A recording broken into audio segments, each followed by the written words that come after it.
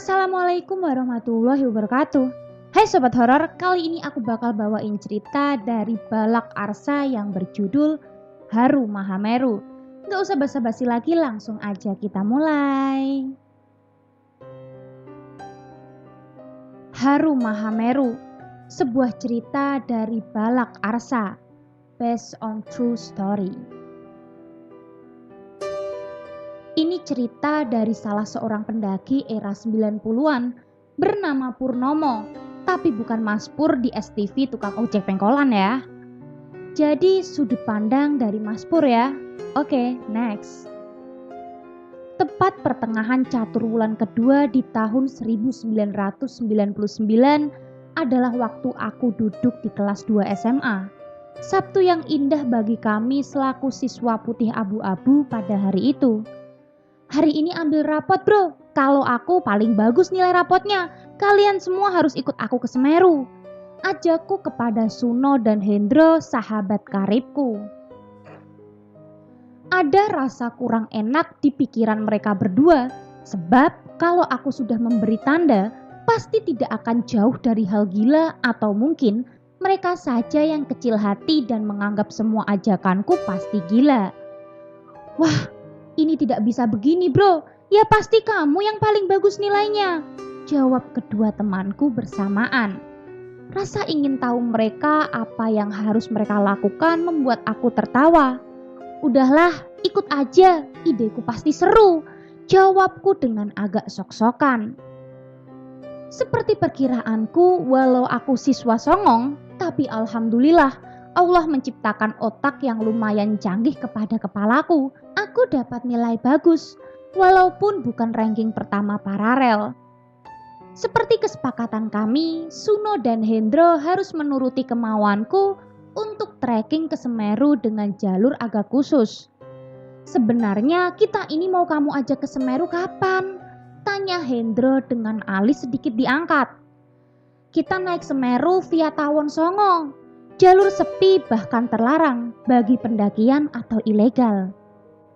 Jawabku dengan sedikit senyum. Aduh, mati aku kalau ikut kamu, gerutu si Hendro. Tapi dengan jurus rayuan bocah culun nakal, akhirnya si Hendro yang notabene si cengeng mau juga ikut. Suno si ganteng pun menyetujui ajakanku walau sedikit agak ragu. Sepulang sekolah, aku pamit sama ibu untuk liburan ke Bali besok pada hari Minggu. Padahal aku mau naik Gunung Semeru. Bu, aku minta uang ya buat liburan ke Bali sama Suno sama Hendro, pintaku pada ibuku. Lah, kamu minta uang kok dadaan gini sih nak? Ibu kan ya tidak punya uang, jawab ibuku dengan ciri khas seorang ibu yang super irit. Dengan segenap jiwa raga, aku berusaha merengek bagaikan balita yang menginginkan air susu ibunya. Maklum, aku cowok, tapi modelnya kayak cewek. Apalagi kalau pas minta uang sama ibuku waktu itu. Uang saku sudah di tangan. Tinggal bagaimana caranya membawa alat-alat campingku ke rumah si Hendro. Tepat ba'da maghrib sewaktu ayah ibuku berjamaah di musola samping rumah, aku bawa tas murah model kunoku beserta isinya ke rumah Suno temanku. Kami janjian pukul 3 minggu dini hari. Kami akan berangkat menuju desa Tawon Songo menggunakan jasa mobil pickup. Waktu yang ditunggu-tunggu pun sudah datang. Kami menaiki mobil pickup bersamaan dengan para pedagang dari kota. Pickup ini jurusan Tempeh ke Pasru Jambe, perjalanan yang lumayan lama. Sekitar 3 jam kami lalui dengan saling mengobrol dengan sesama penumpang di dalamnya. Salah satunya Lek Slamet. Lek Slamet merupakan pencari ijuk aren dan kembang ijuk bahan baku sapu yang biasanya dipakai di rumah-rumah kita. Mau kemana dek? Kok bawa tas gede-gede seperti itu? Tanya Lek Slamet. Mau ke Semeru Pak Lek. Lah Pak Lek mau kemana? Tanya Suno si tampan kepada Lek Slamet. Aku pekerjaannya mencari ijuk. Kalau mau sekalian kalian nanti bareng saya naiknya. Lek Slamet mengajak. Tapi apakah kalian gak takut kalau cuma bertiga naik ke sana? Tanya Lek Slamet. Kalau kalian sudah nyampe Bunda Ratu, jalannya banyak cabangnya loh. Apakah sudah ada yang pernah ke sana? pertanyaan yang agak meragukan kemampuan kami dari Lik Slamet. Kalau itu kami sudah sering Pak Lek naik ke Semeru, pasti kami bisa kok sampai dengan selamat. Jawabku berbohong lagi, padahal kami belum pernah naik Semeru via Tawon Songo. Setelah melewati beberapa desa, kami sampai pada pasar Pusru Jambe yang merupakan terminal terakhir dari angkutan yang kami naiki. Waktu itu sinar mentari masih malu-malu dan belum berani menyibak embun di sekitaran pasar Pusru Jambe. Dengan semangat yang menggebu, kami bertiga mengikuti Lik Slamet yang kami anggap sebagai pemandu tur. Lik Slamet mengajak kami jalan dari Pusru Jambe ke Tawon Songo dengan jalan kaki. Jalan tanah liat, berbatu itu kami lewati dengan mudah karena masih tergolong jalan pedesaan yang cukup lebar. Sembari saling berbagi cerita dengan Lik Slamet. Kalian kalau di atas nanti jangan sampai beristirahat di atas tanah yang rimbun. Takutnya ada celeng atau mbahe, macan Jawa. Kan tidak terlihat, kata Lik Slamet. Usahakan kalau beristirahat cari tanah lapang dan bersih dari rendetan. Iya Pak Lek, tenang saja, kami pasti akan berhati-hati.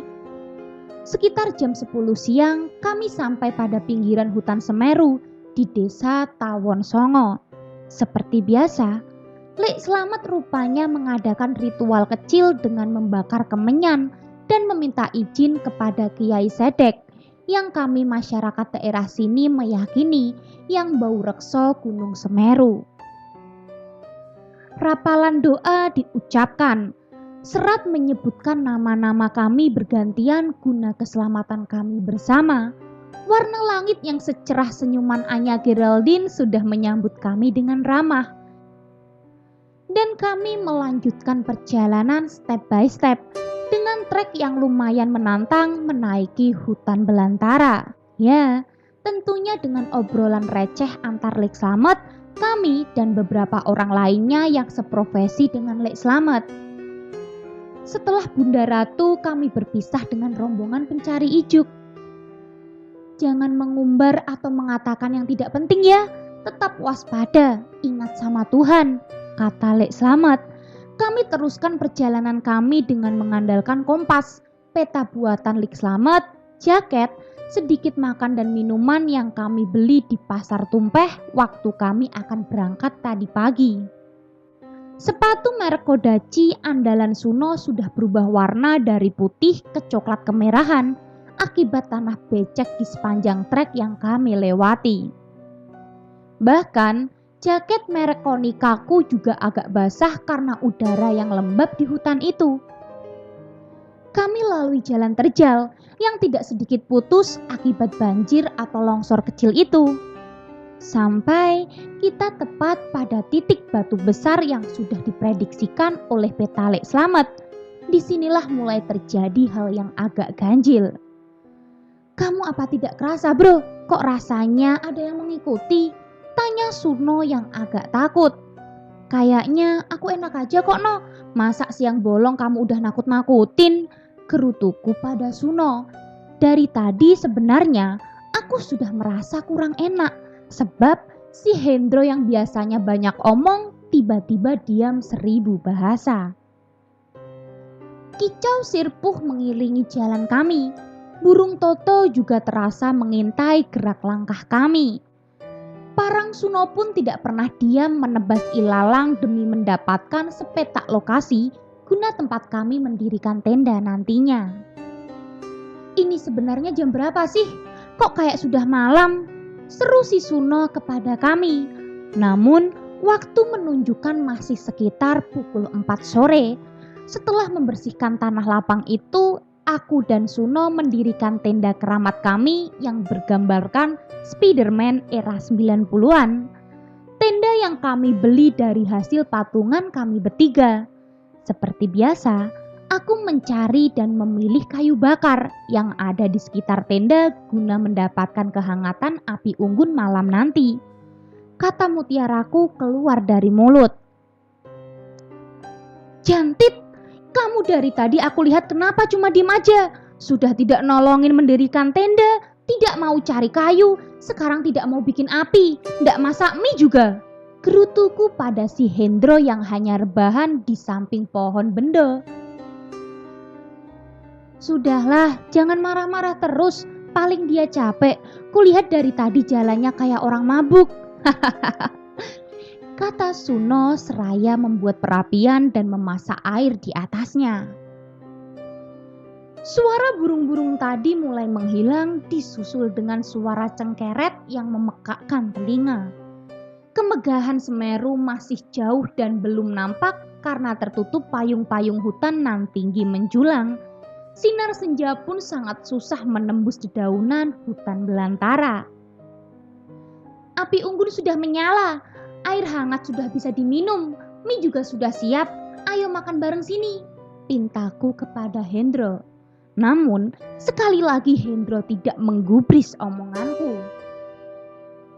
Anak ini kok susah banget sih, kesambet setan ya, dari tadi diem aja.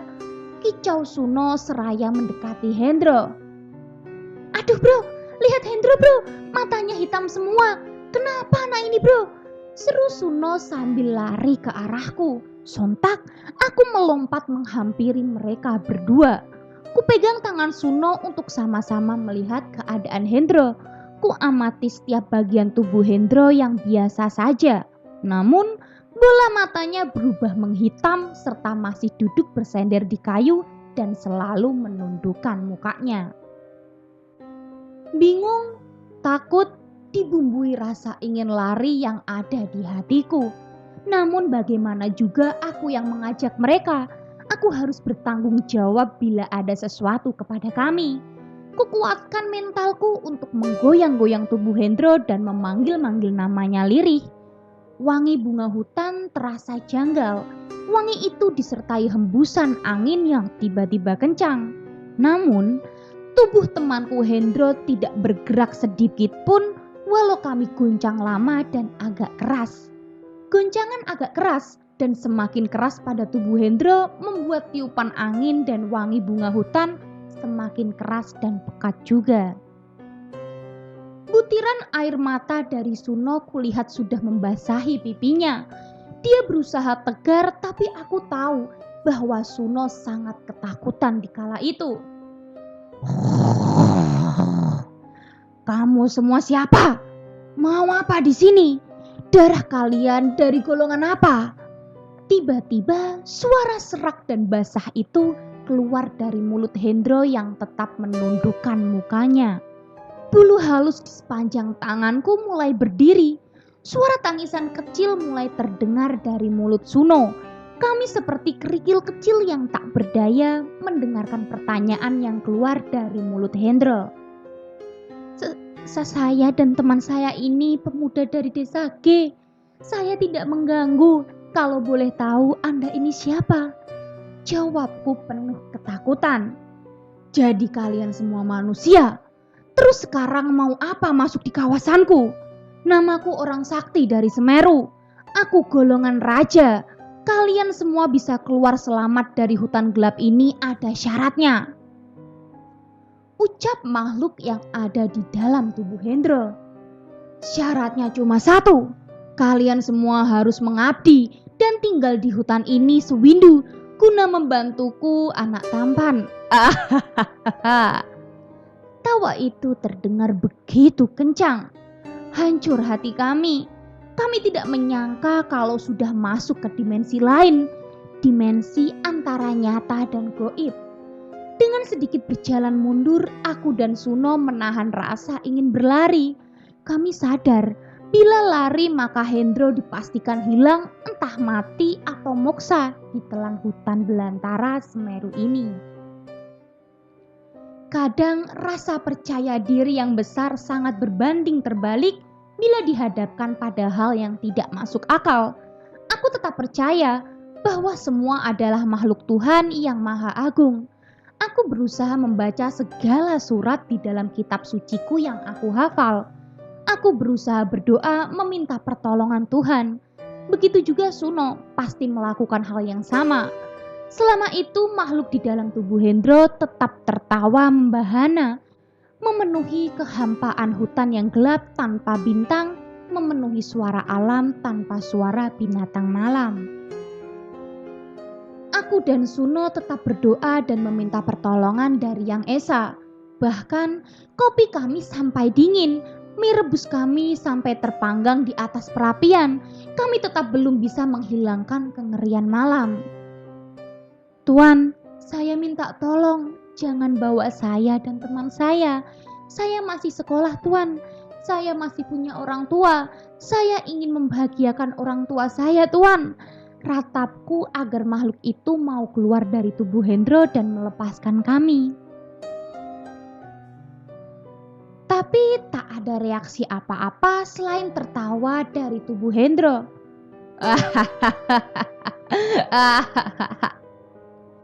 Permintaanku dan ucapanku sama sekali tidak dihiraukan. Semalam penuh Hendro kesambet penunggu hutan dan tertawa tanpa hentinya. Suno yang sudah bosan menangis akhirnya membuka pembicaraan penting kepadaku. Pur, katanya kalau kesambet di dalam hutan harus cari barang yang bisa menyala, kata Suno yang sangat tidak aku mengerti. Barang menyala apa, No? Aku gak ngerti maksudmu, ucapku sambil masih mengamati Hendro yang terus tertawa. Aku tadi diberikan rotan sama salah satu Pak Le yang mencari ijuk. Kalau dilihat kayaknya rotan ini semakin menyala, kata Suno seraya memperlihatkan rotan kering itu kepadaku. Rotan itu cuma rotan biasa sekitar setengah meter panjangnya, namun ujungnya diberi tali ijuk aren dan ada gantungan uang kuno yang dilubangi. Ketika rotan dikeluarkan oleh Suno, seketika itu pula si Hendro diam tidak tertawa lagi. Namun, tatapan Hendro masih ke bawah dan mematung seperti tadi sore. Aneh sekali. Kesunyian malam itu teramat lama bagiku. Kami bertiga, namun serasa hanya aku dan Suno saja yang ada di situ.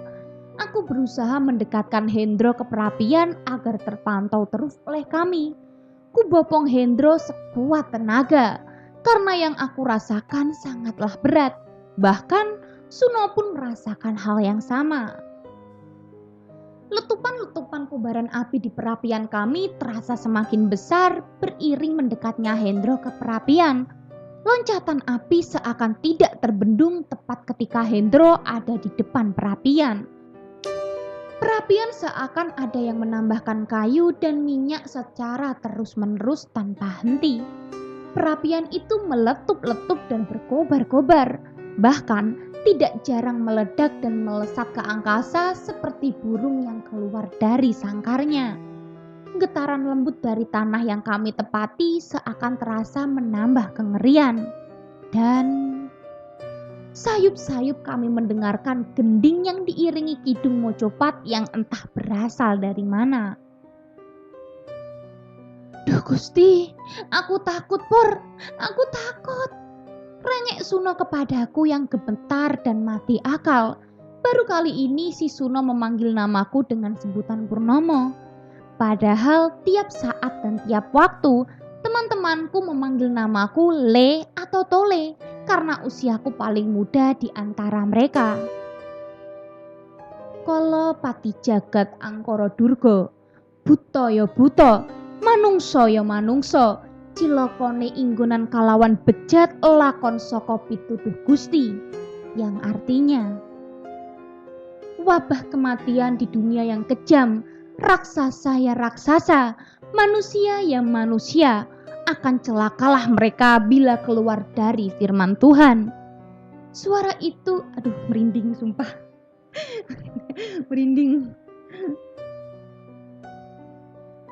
Suara itu begitu mengagetkan kami dan itu sekali lagi keluar dari mulut makhluk yang ada di tubuh sahabatku Hendro.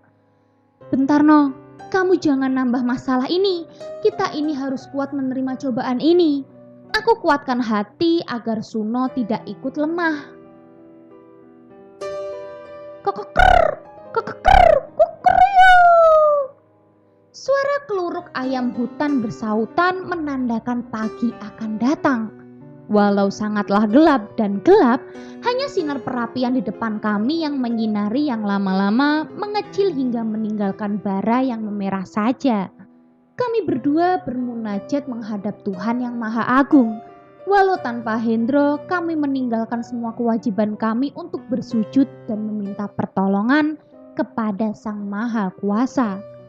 Tapi kami meninggalkan keempat waktu sholat kami, duhur, asar, maghrib, dan isya di hari itu. Pada ciptaan Tuhan saja kami takut, apalagi pada murka Tuhan. Kami bersimpuh kepada penguasa subuh dengan 2 rakaat. Dingin sejuk terasa di dada kami setelah melewati semua keanehan dan ketakutan kami. Sekitar pukul 5 pagi, aku mengajak teman-temanku untuk melanjutkan perjalanan. Bukan perjalanan ke Semeru, tapi perjalanan pulang, mengingat kondisi Hendro yang tak kunjung sembuh. Kami susuri jalanan-jalanan yang kami lewati kemarin tanpa ada sedikit pun rasa was-was. Setiap langkahku, kuiringi dengan puja dan puji kehadirat Tuhan pencipta alam agar tidak terjadi apa-apa kepada kami bertiga. Namun, faktanya kami sudah siang hari belum juga sampai pada titik perpisahan kami dengan Pak Lek Slamet. Kami tidak patah semangat. Kami terus berjalan menyusuri jalan setapak itu dengan harapan bisa sampai di perkampungan terdekat. Lama waktu yang kami lalui, namun belum juga sampai di pemukiman. Sampai hal yang kami takutkan terjadi, yaitu waktu malam hari bertemu lagi dengan kami. Aku berinisiatif mendirikan tenda lagi di tanah yang lumayan datar dan berbatu. Tidak lupa Suno mendudukan Hendro yang sedari tadi digandengnya. Setelah tenda aku pasang, seperti biasa, aku membuat perapian yang agak ke bawah tenda, soalnya tanah yang miring. Aneh, ketika rotan diangkat Hendro bisa bergerak, tapi ketika tongkat rotan dimasukkan ke jaket si Hendro, akan diam dan berat sekali. Kami yang sedari kemarin belum makan, akhirnya bisa makan dan minum, bahkan ngopi. Meski tanpa Hendro karena dia masih terduduk diam, masih kesambet. Lintingan tembakau bades yang terkenal gurih, aku buat merokok, serta menghisapnya dalam sekali. Sembari memikirkan hal yang aku juga tak mengerti akan memikirkan apa. Aku terbawa dalam lamunanku. Le, kamu jangan melamun saja, ini ngopi dulu ya, kata Suno sembari meletakkan teko kopi di sampingku. Aku sudah muak dan habis semua ketakutanku. No, apa kamu takut? Kalau aku sudah tidak peduli, aku sudah tidak takut sama sekali, kataku. Kalau sudah waktunya mati, pasti juga mati, Le, tapi jangan sekarang, aku belum menikah, Le, jawab Suno si ganteng temanku itu sambil tertawa. Obrolan receh kami berdua sempat mengasihkan, walau kami berdua sama-sama mengerti akan keadaan yang kami hadapi malam nanti. Aku dan Suno sudah siap apapun itu. Kami larut dalam keheningan sore menjelang malam, dengan lintingan rokok tembakau bades yang gak kami hisap lagi, dan kopi pahit tanpa gula. Malam kian mencekam. Kudengar sayup-sayup terdengar gending Jawa disertai tembang macapat yang kami dengar di malam pertama. Tiba keganjilan mulai terasa. Hendro yang sedari tadi hanya diam duduk membisu mulai berdiri. Hendro lantas melakukan gerakan tari, layaknya seorang penari tari topeng Kaliwunguan. Kami lihat dia seakan memerankannya dengan sangat luwesnya. Semakin lama gerakannya semakin menjadi-jadi. Kami hanya bisa melihatnya dengan pasrah tanpa bisa berbuat apapun juga. Sangat lama kami melihat tarian dari Hendro dan lama-kelamaan kami seakan berada di tengah keramaian pagelaran wayang orang. Anehnya yang kami lihat merupakan pagelaran tanpa pentas. Pagelaran wayang orang tersebut dilakoni di atas tanah oleh Hendro dan entah siapa lainnya. Banyak sekali penonton yang menikmati tarian demi tarian dari setiap lakon wayang tersebut. Bentuk wajah dan perawakan bermacam-macam. Sungguh sangat mengerikan. Anak bagus, kamu datang dari mana, Nak? Apa datang dari bawah sana? Tanya seorang nenek-nenek yang hanya memakai jarik sepinggang dengan tubuh bungkuk dan kulit kering keriputnya. Kami bingung akan menjawab apa kepada nenek itu. Bahkan, Suno memalingkan wajahnya karena wajah nenek tersenyum dengan senyuman yang sangat menakutkan. Anu Nek, saya dari kampung yang ada di bawah. Saya tidak tahu sekarang ini di mana, Nek. Jawabku sembari menanyakan keberadaan kami sekarang. Kalian semua sekarang ada di hutan Bong. Enak di sini anak ganteng. Kamu dan temanmu bisa jadi cucuku. Sekali lagi nenek itu tersenyum menakutkan kepada kami. Tidak masuk akal bagi kami kalau sudah masuk ke area alas Bong yang secara letak ada di tenggara alas Semeru. Padahal kami selama ini menuju barat laut. Beberapa ratus kilometer yang kami tempuh hanya dalam waktu sehari. Ini tidak mungkin. Bahkan kalaupun itu terjadi, kenapa kami tidak pernah bertemu satu pencari ijuk pun sedari tadi? Harusnya paling tidak kami bertemu dengan mereka walau cuma seorang. Tiba-tiba aku dan Suno dikagetkan oleh Hendro atau makhluk yang di dalamnya dengan secepat kilat menendang nenek tersebut. Terjadilah pertarungan di antara mereka. Orang sakti dari Semeru tak sudi. Jangan sampai kau mengejar dan mencelakai anak-anak itu, teriak Hendro seraya menginjak kepala nenek itu ke tanah. Muntahan darah keluar dari mulut nenek itu. Rintihan kesakitan pun terdengar dari mulutnya. Ngapunten Doro, maaf Tuan. Saya tidak tahu kalau anak-anak itu peliharaan Tuan. Ampun Tuan. Jeritan kesakitan keluar dari mulut nenek itu. Akhirnya Hendro melepaskan si nenek tersebut dan lari meninggalkan kami di kerumunan penonton pagelaran wayang orang gaib itu. Semua mata dari penonton pagelaran wayang sontak mengarah ke arah kami, seakan ingin menguliti dan memakan tubuh kami. Rasa takut sudah tidak aku hiraukan. Yang ada cuma berdoa dan berdoa agar kami bertiga bisa keluar dengan selamat. Gimana Sobat Horor? Apakah Suno, Hendro, dan Purnomo berhasil keluar dari alas itu? Kalau gitu tunggu kelanjutan ceritanya dan jangan lupa nyalakan lonceng notifikasinya. Bye!